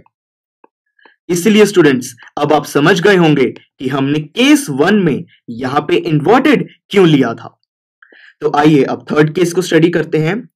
इसमें आप जैसा कि देख सकते हैं कि हमारा जो ऑब्जेक्ट है वो सेंटर ऑफ कर्वेचर पे ही प्लेस्ड है। कोई बात नहीं, सॉल्व करते हैं। एक रे प्रिंसिपल एक्सिस के बिल्कुल पैरेलल लेते हैं और दूसरी रे ऑप्टिकल सेंटर से लेते हैं। तो आइए देखते हैं क्या होता है। हमेशा की तरह ये वाली रे फोकस पॉइंट से पास कर जाएगी और ऑप्टिकल सेंटर से जो रे है वो बिना किसी डेविएशन के इसी डायरेक्शन में ट्रैवल करेगी। और स्टूडेंट्स जैसा कि आप देख सकते हैं कि इस पॉइंट पे इमेज फॉर्म होगी, तो ये हमारी इमेज होगी। तो ये दोनों रेज ए पॉइंट से आ रही थी, ये हमारा ए पॉइंट है और ये सेंटर ऑफ कर्वेचर पे ही फॉर्म हुई है। देखिए अब हम आइए वो जो टेबल है उसको सॉल्व करते हैं। पोजीशन ऑफ ऑब्जेक्ट हमारा था C1 पॉइंट पे यानी सेंटर ऑफ कर्वेचर पे। पोजीशन ऑफ इमेज हमारी सेंटर ऑफ कर्वेचर पे ही फॉर्म हुई है C2। साइज ऑफ इमेज आप देख सकते हैं कि ये बिल्कुल इक्वल है यानी कि same size. Nature of image देखिए दो रेज मीट कर रही हैं इसलिए ये एक रियल इमेज है। और हमने अभी पढ़ा कि ये हमारा ए पॉइंट था जो कि अब यहां पे फॉर्म हुआ है, तो ये एक इन्वर्टेड इमेज भी है। अब आइए नेक्स्ट केस की तरफ बढ़ते हैं। देखिए जैसा कि आप देख सकते हैं इस बार जो हमारा ऑब्जेक्ट है ए बी, ये सेंटर ऑफ कर्वेचर और फोकस के बीच में प्लेस्ड है। कोई बात नहीं, सॉल्व करते हैं। एक रे हम हमेशा की तरह प्रिंसिपल एक्सिस के पैरेलल लेंगे, एक रे हम ऑप्टिकल सेंटर से लेंगे। स्टूडेंट्स मैं यहाँ पे आपको बताना चाहूंगा कि हमेशा कंफर्टेबल रहता है अगर हम रे को पैरेलल और ऑप्टिकल सेंटर्स के लिए। तो अगर एग्जाम में अगर आपके पास कोई क्वेश्चन आए तो मैं यही रिकमेंड करूंगा कि आप यही सिचुएशन ले। तो देखिए एक रे को हम फोकस पॉइंट के थ्रू पास करवाएंगे और दूसरी रे बिना किसी डेविएशन के इसी डायरेक्शन में चलती रहेगी। अब स्टूडेंट्स जैसा कि आप देख सकते हैं कि ये सेंटर ऑफ कर्वेचर की दूर इस पॉइंट पे मीट करेगी। हम प्रिंसिपल एक्सिस को थोड़ा एक्सपैंड कर लेते हैं। आई एम सॉरी ये छोटा रह गया। तो इमेज कुछ हमारी इस तरीके से फॉर्म होगी। देखिए ये था हमारा ए पॉइंट जो कि अब यहां पे फॉर्म होगा और जो हमारी इमेज है ये कुछ ऐसे फॉर्म होगी और ये हमारा होगा ए बी इमेज जो कि आप देख सकते हैं कि ऑब्जेक्ट से काफी बड़ी है। तो आइए अब वो टेबल को सॉल्व करते हैं। पोजीशन ऑफ ऑब्जेक्ट ये था हमारा सेंटर ऑफ कर्वेचर और फोकस पॉइंट के बीच में। पोजीशन ऑफ इमेज ये हमारी सेंटर ऑफ कर्वेचर से भी दूर फॉर्म हुई है यानी कि beyond C. Size of image आप देख सकते हैं कि यह ऑब्जेक्ट से काफी बड़ी है यानी कि लार्ज। और नेचर ऑफ इमेज आप देख सकते हैं कि दो रेज मीट कर रही हैं इसलिए ये एक रियल इमेज तो है ही। और हमने पढ़ा कि ये था हमारा पॉइंट ए जो कि अब यहां पे है, तो इसलिए ये एक इन्वर्टेड इमेज भी है। अब आइए नेक्स्ट केस की तरफ बढ़ते हैं। स्टूडेंट्स देखिए इस केस में जो हमारा ऑब्जेक्ट है वो फोकस पॉइंट पे ही प्लेस्ड है। हमेशा की तरह एक रे हम प्रिंसिपल एक्सिस के पैरेलल लेंगे, एक रे हम ऑप्टिकल सेंटर के थ्रू पास करवाएंगे और देखते हैं क्या होता है। जो पैरेलल रे है वो फोकस पॉइंट से पास कर जाएगी और जो ऑप्टिकल सेंटर से जो रे है वो बिना किसी डेविएशन के इसी डायरेक्शन में पास करेगी। स्टूडेंट्स ये एक बहुत ही इंटरेस्टिंग केस है। आप जैसा कि देख सकते हैं कि ये दोनों रेज पैरेलल हैं। तो आपको याद होगा कि जब हमने स्फेरिकल मिरर्स में एक ऐसा ही केस पढ़ा था तब भी एक ऐसी ही सिचुएशन आई थी। तो कोई बात नहीं, आइए अब उस टेबल को फिल करते हैं। पोजीशन ऑफ ऑब्जेक्ट ये था हमारा फोकस पॉइंट पे। पोजीशन ऑफ इमेज देखिए फ्रेंड्स इमेज वैसे फॉर्म नहीं होगी, आप बिल्कुल सही सोच रहे हैं। पर अगर हम कंसीडर कर लेते हैं कि इमेज जहां पे भी फॉर्म होगी हो सकता है रेज मीट ना करें, पर मान लेते हैं, कंसीडर करते हैं, इमेजिन करते हैं कि रेज मीट कर जाएं, तो वो इमेज बहुत बड़ी बनेगी और इंफिनिटी पॉइंट पे होगी यानी कि position of image infinity point. Size of image बहुत ज्यादा लार्ज यानी हाईली एनलार्ज्ड। और नेचर ऑफ इमेज हमेशा की तरह रियल और इन्वर्टेड। अब आइए नेक्स्ट केस की तरफ बढ़ते हैं। इस बार जो हमारा ऑब्जेक्ट है ए बी वो फोकस पॉइंट और ऑप्टिकल सेंटर के बीच में प्लेस्ड है। कोई बात नहीं, सॉल्व करते हैं। हमेशा की तरह एक रे हम प्रिंसिपल एक्सिस के बिल्कुल पैरेलल लेंगे और एक रे हम सेंटर ऑफ कर्वेचर के थ्रू ऑप्टिकल सेंटर के थ्रू लेंगे। तो देखते हैं क्या होता है। जो हमारी पैरेलल रे है वो फोकस पॉइंट से पास कर जाएगी और जो रे ऑप्टिकल सेंटर के थ्रू पास हो रही थी वो बिना किसी डेविएशन के ऐसे ही ट्रैवल करेगी सेम डायरेक्शन में। तो स्टूडेंट्स आप देख सकते हैं कि ये रेज मीट करने के इनके कोई चांसेस नहीं है, ये तो पैरेलल भी नहीं है। तो हम इमेजिन करेंगे एक डॉटेड लाइन से कि ये इसी जगह पे बन रही हैं। तो कुछ इस जगह पे हमारी रेस इस पॉइंट पे मीट कर सकती है अगर हम इमेजिन करें। तो यहीं से ही हम अपना ऑब्जेक्ट ड्रॉ करते हैं। तो ये होगा हमारा पॉइंट ए, क्योंकि ये रेस ए पॉइंट से आ रही थी, और ये पॉइंट होगा हमारा बी। तो स्टूडेंट्स ये एक वर्चुअल इमेज होगी क्योंकि इसमें रेस मीट नहीं कर रही हैं, हम ऐसा इमेजिन कर रहे हैं कि रेस मीट करेंगी। तो आइए वो टेबल सॉल्व करते हैं। पोजीशन ऑफ ऑब्जेक्ट, ऑब्जेक्ट था हमारा फोकस पॉइंट और ऑप्टिकल सेंटर के बीच में। पोजीशन ऑफ इमेज हमारी फॉर्म हुई है ऑब्जेक्ट की ही साइड पे, यानी कि same side as the object. Size of image आप देख सकते हैं कि ये बहुत बड़ी बनी है, यानी कि very large. Nature of image, दो रेज मीट नहीं कर रही हैं, यानी कि वर्चुअल इमेज। और आप ये भी देख सकते हैं कि ये सीधी इमेज है, यानी कि इरेक्ट। तो स्टूडेंट्स ये थे कन्वेक्स लेंसेज के कुछ रे डायग्राम्स। अब आइए इन्हें रिवाइज करते हैं। फर्स्ट केस में हमने देखा था कि ऑब्जेक्ट हमारा इंफिनिटी पॉइंट पे था, रेज पैरेलल आ रही थी और ये फोकस पॉइंट पे मीट करती हैं। बहुत ही पॉइंट साइज यानी कि बहुत छोटी इमेज फॉर्म होती है। सेकेंड केस में जो हमारा ऑब्जेक्ट था वो सेंटर ऑफ कर्वेचर के बियॉन्ड था। इस जगह पे हमने हमेशा की तरह एक रे प्रिंसिपल एक्सिस के पैरेलल ली थी, एक रे हमने ऑप्टिकल सेंटर की तरफ ली थी, और हमारा जो ऑब्जेक्ट था वो कुछ इस जगह फॉर्म हुआ था। थर्ड केस में हमारा सेंटर ऑफ कर्वेचर पे ऑब्जेक्ट था और इमेज दूसरी तरफ सेंटर ऑफ कर्वेचर पे ही फॉर्म हुई थी। फोर्थ केस में हमने सेंटर ऑफ कर्वेचर और फोकस पॉइंट के बीच में अपने ऑब्जेक्ट को प्लेस किया था और इमेज बहुत बड़ी और बियॉन्ड सी फॉर्म हुई थी। फिफ्थ केस जो कि बहुत ही इंटरेस्टिंग था कि इसमें रेस पैरेलल जाती हैं और हम ऐसा इमेजिन करते हैं कि वो कहीं पे मीट करेंगी और जहां पे भी करेंगी वो बहुत हाईली एनलार्ज और रियल और इन्वर्टेड होगी। और लास्ट केस में हमने पढ़ा कि जो हमारा ऑब्जेक्ट है वो फोकस पॉइंट और ऑप्टिकल सेंटर के बीच में है और इमेज इसी साइड पे फॉर्म हुई थी जो कि बहुत बड़ी भी थी। तो आइए अब फाइनली हम कनकेव लेंस के कुछ रे डायग्राम्स को स्टडी करते हैं। स्टूडेंट्स इस केस में देखिए जो हमारा ऑब्जेक्ट है ये इंफिनिटी लोकेशन पे है ए बी। एक रे हम लेते हैं प्रिंसिपल एक्सिस के बिल्कुल पैरेलल और दूसरी रे भी हम प्रिंसिपल एक्सिस के बिल्कुल पैरेलल ही लेते हैं।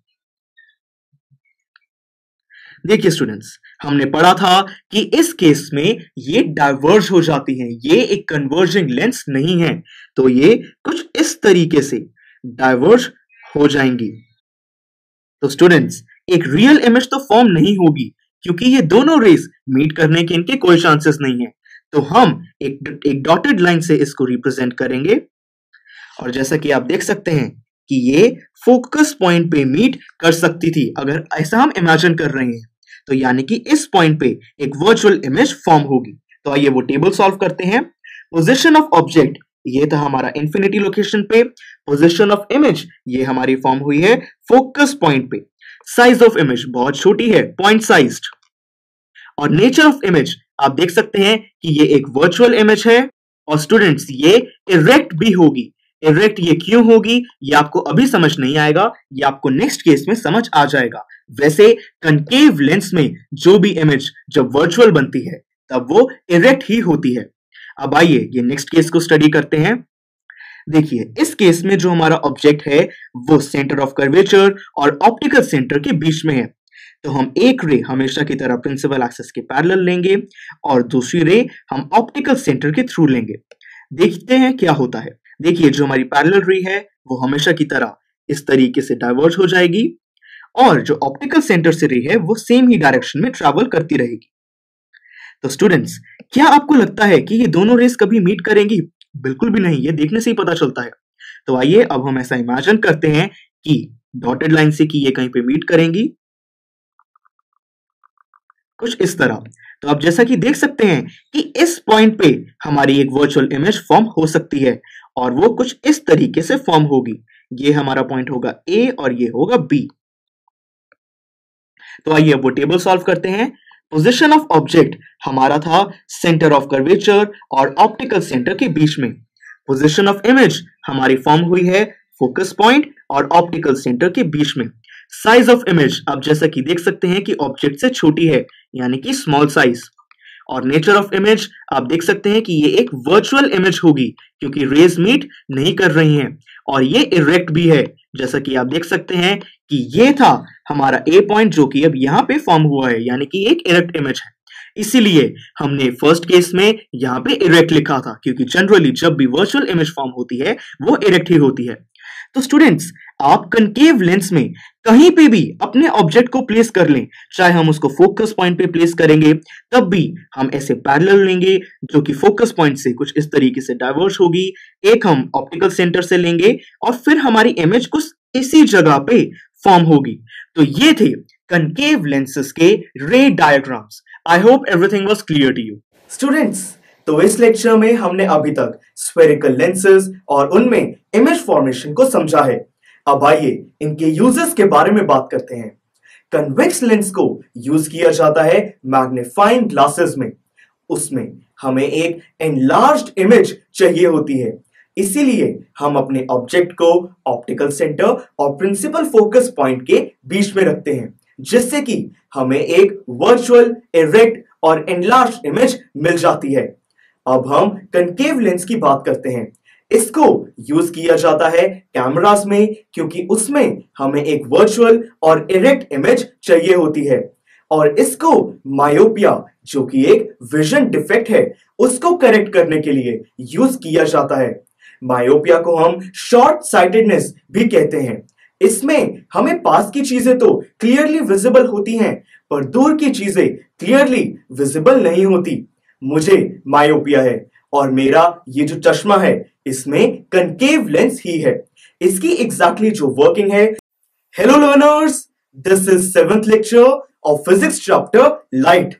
इस लेक्चर में हम लेंस, मैग्निफिकेशन और पावर फॉर्मूला के बारे में बात करेंगे। तो फिर आइए लेट्स स्टार्ट।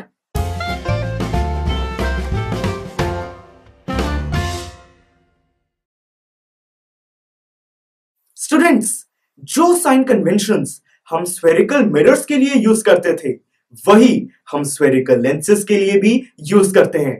बस डिफरेंस इतना है कि पहले हम डिस्टेंसेस पोल से मेजर करते थे, पर अब हम ऑप्टिकल सेंटर से मेजर करते हैं। कन्वेक्स लेंस की फोकल लेंथ पॉजिटिव में ली जाती है और कनकेव लेंथ की फोकल लेंथ नेगेटिव में ली जाती है। सर, जैसे स्फेरिकल मिरर्स के लिए मिरर फॉर्मूला होता है, तो क्या लेंस के लिए भी कोई फॉर्मूला है? बिल्कुल है। स्फेरिकल लेंसेज में भी lens formula image distance, object distance और फोकल लेंथ के बीच का रिलेशन है। वो है 1 by image distance minus 1 by object distance is equal to 1 by focal length. Magnification की बात करें तो मैग्निफिकेशन के लिए फॉर्मूला है कि magnification is equal to height of image divided by height of object, और इसका सेकंड फॉर्मूला है कि magnification is equal to image distance divided by object distance. Sir, क्या लेंसेज की डाइवर्जेंस और कन्वर्जेंस अलग अलग भी हो सकती है? बिल्कुल हो सकती है। ये फोकल लेंथ पर डिपेंड करता है, और फोकल लेंथ ही एक लेंस की पावर को डिसाइड करती है। पावर को हम कैपिटल P से रिप्रेजेंट करते हैं। इसका फॉर्मूला है power is equal to 1 divided by focal length, यानी कि फोकल लेंथ का रेसिप्रोकल। स्टूडेंट्स, पावर की SI यूनिट होती है डायोप्टर। इसको कैपिटल D से रिप्रेजेंट किया जाता है, और कन्वेक्स लेंस में पावर को पॉजिटिव में कैलकुलेट किया जाता है और कनकेव लेंस में नेगेटिव में। तो फिर आइए अब कुछ न्यूमेरिकल्स सॉल्व करते हैं।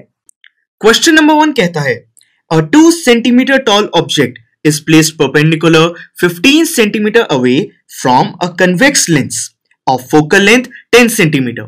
Find the nature, position and magnification of the image. आइए इसको सॉल्व करते हैं। देखिए, ये एक कन्वेक्स लेंस है। हमें कहा गया है कि फोकल लेंथ 10 सेंटीमीटर है। स्टूडेंट्स, कन्वेक्स लेंस का मेन फोकस पॉइंट ये F2 पॉइंट है, क्योंकि जो भी रे प्रिंसिपल एक्सिस के पैरेलल ट्रैवल करती है वो इसी फोकस पॉइंट से पास करती है, यानी कि ये पॉइंट हमारा मेन है। तो जो फोकल लेंथ है वो हम इसी डिस्टेंस को लेंगे। तो ये हमें दिया गया है 10 सेंटीमीटर। फिर हमें कहा गया है कि जो हमारा ऑब्जेक्ट है वो 15 सेंटीमीटर दूर प्लेस्ड है मिरर से। देखिए, साइन कन्वेंशंस के हिसाब से किसी भी ऑब्जेक्ट को हम लेंस के लेफ्ट साइड पे प्लेस करते हैं, तो यानी कि हम 15 सेंटीमीटर दूर इस लेंस से प्लेस करेंगे। देखिए, ये डिस्टेंस फोकल लेंथ हमें दी गई है 10 सेंटीमीटर, यानी कि जो हमारा ऑब्जेक्ट है वो सेंटर ऑफ कर्वेचर और फोकल लेंथ के बीच में, फोकस पॉइंट के बीच में प्लेस्ड होगा।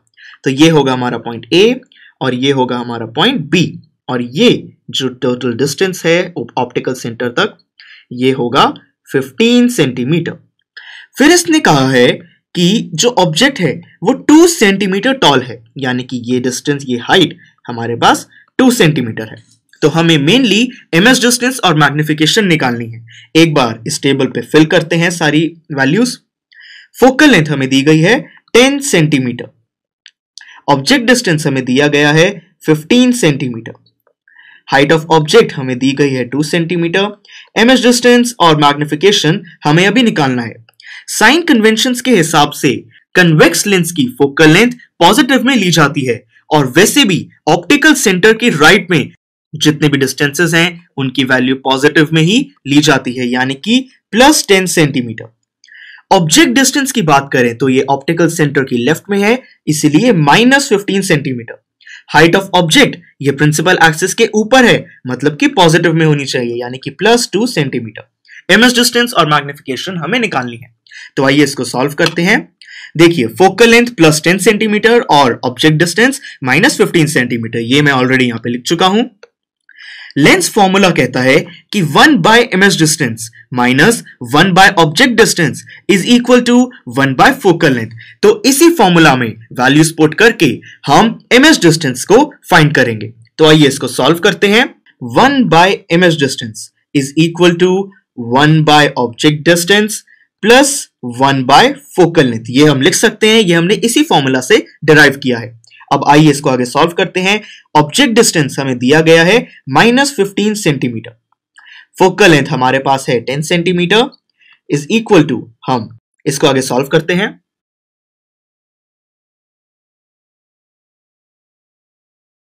देखिए students, 1 by v is equal to 1 by 30 आया है। अब हम इसका रेसिप्रोकल करेंगे तो हमें मिलेगा v इज इक्वल टू 30। देखिए स्टूडेंट्स, हमारे पास फाइनली इमेज डिस्टेंस आ गया है, वो है 30 सेंटीमीटर। अब आइए मैग्निफिकेशन निकालते हैं। मैग्निफिकेशन के लिए फॉर्मूला हम यूज करेंगे magnification is equal to image distance divided by object distance, क्योंकि इस टाइम हमारे पास दोनों वैल्यूज आ चुकी हैं।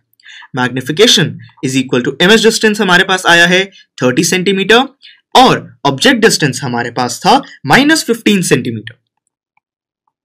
तो ये होगा 2 -2, यानी कि स्टूडेंट्स हमारे पास मैग्निफिकेशन भी आ गई है, वो है -2। तो आइए अब क्वेश्चन की तरफ बढ़ते हैं। क्वेश्चन ने कहा था कि हमें नेचर निकालनी है, पोजीशन निकालनी है और मैग्निफिकेशन निकालनी है। एक बार हम इस डायग्राम को सॉल्व करते हैं। देखिए, ये था हमारा ऑब्जेक्ट ए बी। एक रे हम प्रिंसिपल एक्सिस के पैरेलल लेते हैं जो कि फोकस पॉइंट से पास करेगी, और दूसरी रे हम ऑप्टिकल सेंटर के थ्रू ले लेते हैं जो कि कुछ ऐसी डायरेक्शन में पास करेगी। तो स्टूडेंट्स देखिए, मैं इनको एक्सपैंड करता हूं और जो हमारी इमेज है वो कुछ इस कॉर्नर पॉइंट पे फॉर्म होगी, यानी कि ये हमारा प्रिंसिपल एक्सिस है और इमेज हमारी कुछ इस तरीके से फॉर्म होगी। ये हमारा पॉइंट होगा ए और ये होगा बी। तो देखिए, आप देख सकते हैं कि जो हमारी इमेज है वो ऑलमोस्ट ऑब्जेक्ट के डबल है और मैग्निफिकेशन भी हमारी -2 आई है, यानी कि डबल। तो इसीलिए हम कह सकते हैं कि मैग्निफिकेशन हमारी करेक्ट है। हम ऐसे अपने आंसर को रीचेक कर सकते हैं। तो हमें नेचर निकालनी थी। ये एक रियल इमेज है और ये इन्वर्टेड है, आप देख सकते हैं। तो ये इसकी नेचर हो गई। पोजीशन हम इमेज डिस्टेंस निकाल चुके हैं जो कि है 30 सेंटीमीटर, और वैसे भी हम देख सकते हैं कि पोजीशन जो है वो बियॉन्ड सी है। तो मतलब कि हमारे पास नेचर भी आ गई, पोजीशन भी आ गई और मैग्निफिकेशन भी हम निकाल चुके हैं, यानी कि ये क्वेश्चन सॉल्व हो गया। अब आइए सेकंड क्वेश्चन की तरफ बढ़ते हैं। ये कहता है a concave lens has a focal length of 15 centimetre, the image of an object is formed at 10 centimeter from the lens. Find where the object was placed and magnification. देखिए students, हमें इसमें फोकल लेंथ दी गई है, हमें image distance दिया गया है, पर हमारे पास ऑब्जेक्ट डिस्टेंस नहीं है। हमें यह निकालना है और साथ में मैग्निफिकेशन भी निकालनी है। देखिए, इसने कहा है कि फोकल लेंथ 15 सेंटीमीटर है, मतलब कि यह डिस्टेंस हमारे पास 15 सेंटीमीटर होगा। फिर यह कहता है कि जो इमेज डिस्टेंस है वो 10 सेंटीमीटर है। देखिए, कनकेव लेंस में हमने जितनी भी रे डायग्राम स्टडी किए थे उसमें कहीं भी इमेज हमारी राइट साइड पे तो फॉर्म नहीं हुई थी, यानी कि जो हमारी इमेज है वो लेफ्ट साइड पे ही फॉर्म होगी। और 10 सेंटीमीटर दिया गया है, मतलब कि कुछ इस जगह हमारी इमेज फॉर्म होगी। तो ये है हमारी इमेज। हमें बताना है कि ऑब्जेक्ट कहां पे था। कोई बात नहीं, एक बार वैल्यूज पुट कर लेते हैं। फोकल लेंथ हमें दी गई है 15 सेंटीमीटर, इमेज डिस्टेंस हमें दिया गया है 10 सेंटीमीटर, ये ऑब्जेक्ट डिस्टेंस हमें निकालना है और मैग्निफिकेशन भी हमें निकालनी है। साइन कन्वेंशन के हिसाब से कोई भी डिस्टेंस जो ऑप्टिकल सेंटर की लेफ्ट में होता है उसे नेगेटिव में लिया जाता है, इसलिए -15 सेंटीमीटर, और v को भी नेगेटिव में ही लिया जाएगा क्योंकि ये भी लेफ्ट में ही है। तो हम लेंस फॉर्मूला के जरिए पहले हम ऑब्जेक्ट डिस्टेंस निकालेंगे। लेंस फॉर्मूला हमने फर्स्ट क्वेश्चन में भी पढ़ा था, वो था 1/v minus 1/u is equal to 1/ focal length. इससे हमारे पास ऑब्जेक्ट डिस्टेंस आ जाएगा और फिर हम मैग्निफिकेशन फॉर्मूला से मैग्निफिकेशन निकाल लेंगे। इससे हमारा क्वेश्चन सॉल्व हो जाएगा। तो स्टूडेंट्स, ये आप खुद सॉल्व कीजिए, मैं आपको आंसर बता सकता हूं। इसका जो ऑब्जेक्ट डिस्टेंस आएगा वो होगा -30 सेंटीमीटर और मैग्निफिकेशन +0.33 आएगी। आप इसको खुद सॉल्व कीजिए और अपना आंसर जरूर मैच कीजिए। इस लेक्चर में हमने लेंस, मैग्निफिकेशन और पावर फॉर्मूला को समझा है। अब आप इस स्टेटमेंट को डिफाइन कीजिए। वो है कि एक लेंस की पावर है 1 डायोप्टर। सोचिए और इस वीडियो के नीचे कमेंट्स में मुझे बताइए। नेक्स्ट लेक्चर में हम इस चैप्टर की बैक एक्सरसाइज के न्यूमेरिकल्स सॉल्व करेंगे। Click here to go to the next lecture of this chapter. Click here to go to the playlist of this subject. Click on the circle to subscribe so that you never miss an update from PU Stack.